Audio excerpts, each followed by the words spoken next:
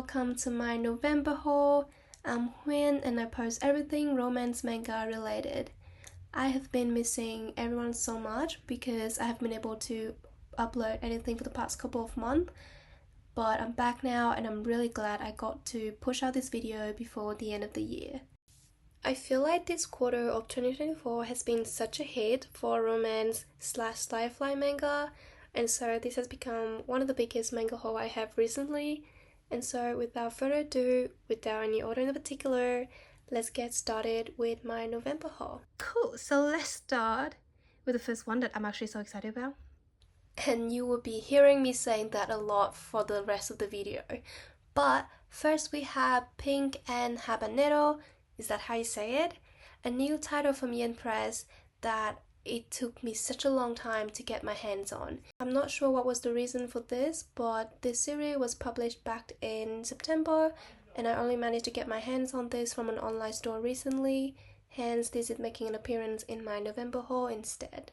I read this pretty much as soon as I received the mail, since I was really looking forward to this cutesy series, which has been a hit in Japan and also other countries that it has been published in.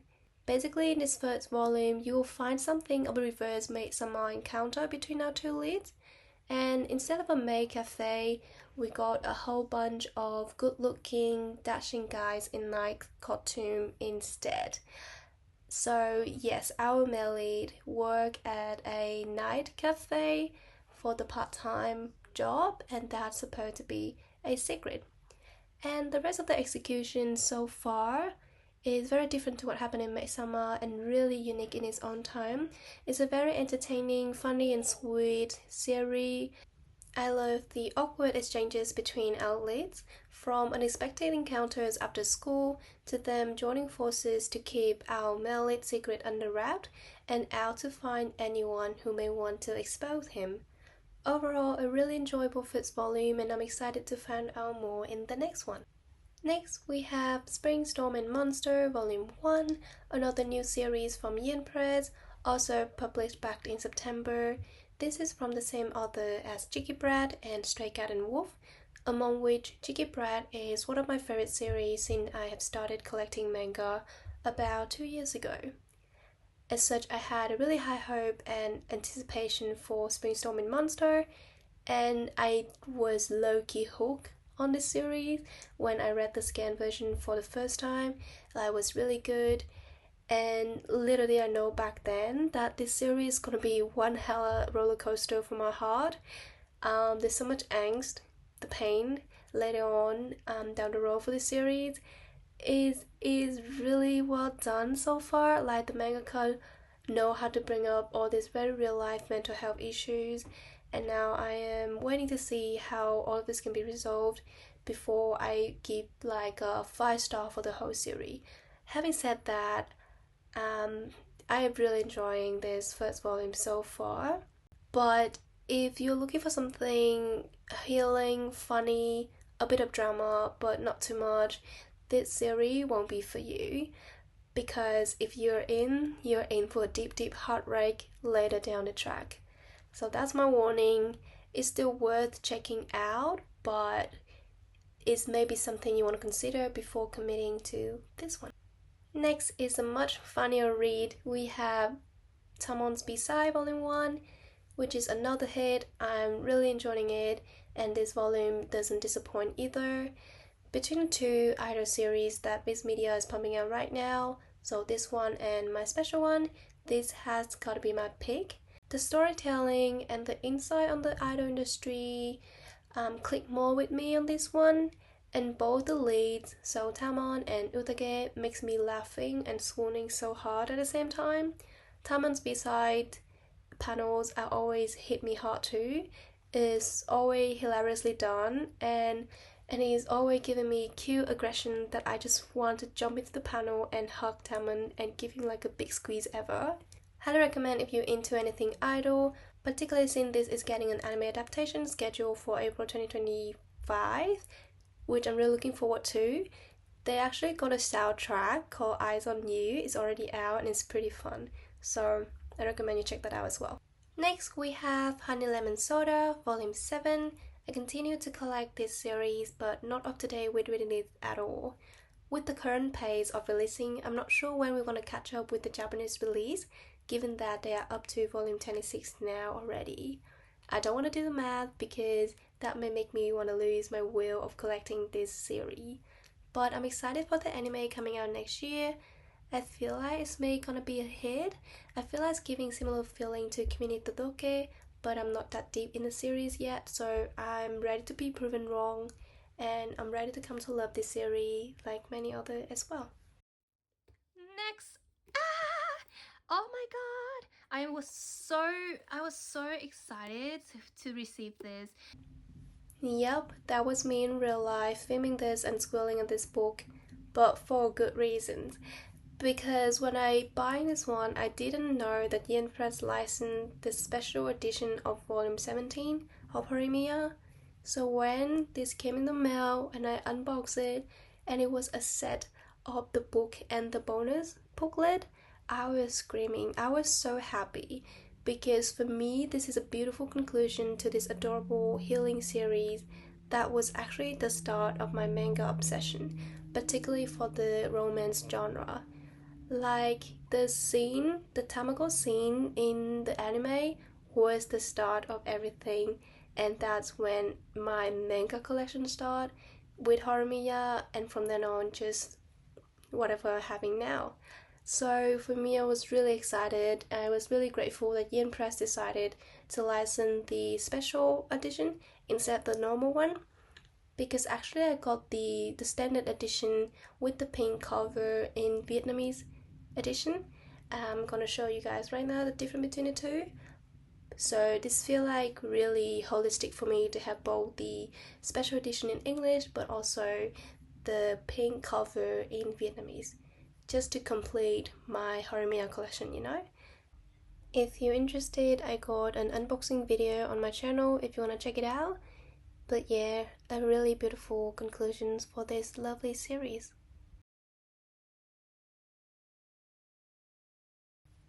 Next, I got a recent release by Tokyo Pop by Love and Love Divisions.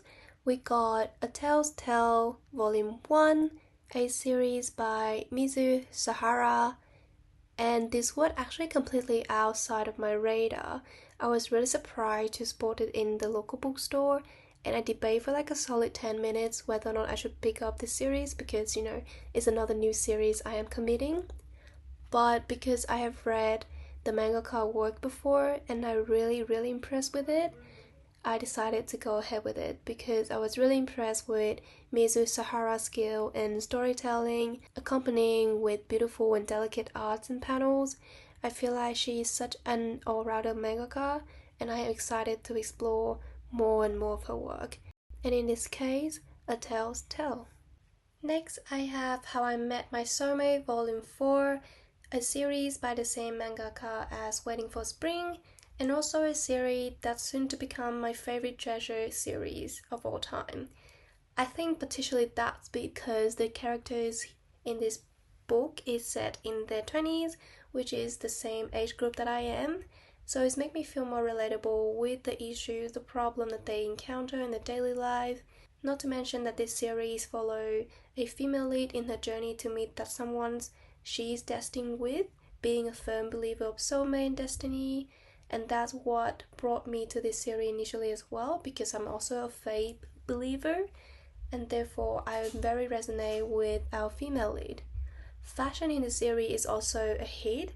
All the clothing, the style is very modern. I feel like there's so much effort going to different hairstyles, different clothing for all cast of characters, and this is definitely not going unnoticed because whenever I see a panel of our characters in like a full-fledged clothing or style, I'm always in awe and pause for like 5 seconds just to admire whatever style they wearing, and I may have learned a thing or two from this series as well, fashion wise. All in all, highly recommend if you're looking for some romance in university, college, as well as if you are a faith believer like me. Next is a very cute romantic series for anyone looking for a pick-me-up, simple plot, funny and adorable series with, of course, a dose of romance. The title says everything you need to know. This is Pupposite Attract, where we have our two leads are brought together by their adorable puppies. But what enticed me the most with this series is that we also get to follow this series from the puppy's point of view as well, and that just makes this cutesy little thing all the more hilarious and heartwarming. Another great title from Kodansha, highly recommend. Next, I have a manhwa, Father, I Don't Want This Marriage, published by Ink Lore. I went into this series completely blind. Don't ask me why I picked it up, I can't remember, but I have no regret after reading the first volume. This is actually much more enjoyable than I thought it was gonna be. The art is gorgeous, but what made me really appreciate this volume is that the fashion for our female leads is utterly brilliant and dazzling. Like, the fashion is making me pausing every single pages. I first thought there would be like some kind of daddy issue here, but the more I read, the more I'm invested in the father-daughter precious relationship of this series. And regardless of the spotlight the father has, he doesn't outshine our male lead at all, at least not yet. And overall, it's a fun, great series. Feel like very tragic at the start, but the more you read, the more love you're getting. And our male lead is very woofy, and our female lead is as transparent as glass. So far, really enjoy it. Next is another new series I picked up. We have Shattering Eaves from Kodansha, written by the same authors as Perfect World. And so I'm expecting great things from this series, particularly when the series explores the topic of our leads meeting at an orphanage. And so I want to see how this background will affect or impact their romance, because obviously this is a very different setting to what we usually get.